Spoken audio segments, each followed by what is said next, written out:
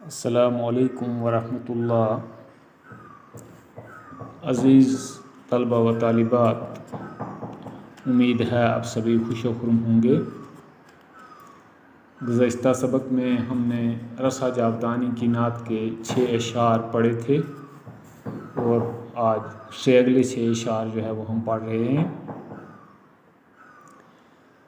تو 7واں اشعار ہے: پیام آشتی کا ہے قرآن تیرا، ہوا جاگزیں دل میں فرمان تیرا، کرم ہر کسی پر ہے یکساں تیرا، ہے دھرتی کے کندھوں پہ احسان تیرا، جو شفقت مسلمان کے حال پر ہے، وہی غیر مسلم پہ تیری نظر ہے، اور یہ کردار تیرا نہ کیوں دل کو بھائے، تو دل میں بسے کیوں نہ من میں سمائے، تیری راہ میں جس نے کانٹے بچھائے، رہے تیری شفقت کے اس پر بھی سائے، اور کدورت سے ہستی رہی پاک تیری، جھچی آنکھ میں شان لولاک تیری۔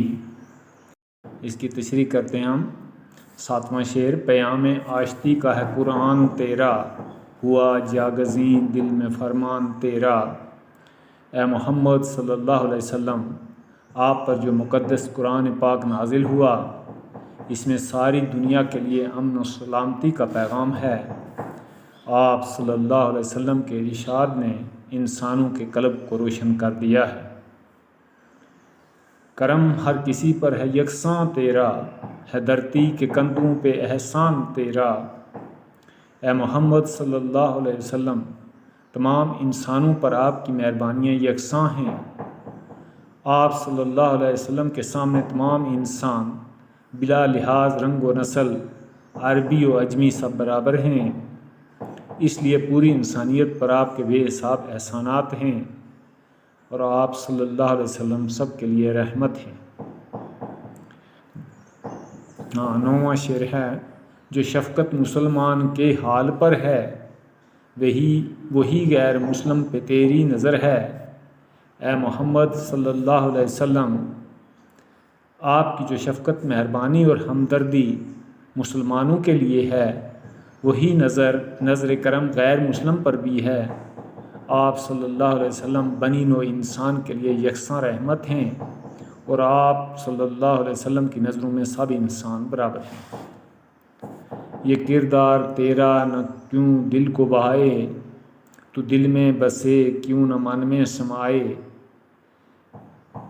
اے محمد صلی اللہ علیہ وسلم، جب آپ کا مرتبہ اتنا عظیم اور آپ کا کردار اس قدر بلند ہے، تو پھر آپ انسانوں کے دلوں میں کیوں نہ جگہ بنا لیں اور دماغوں میں کیوں نہ سما جائیں۔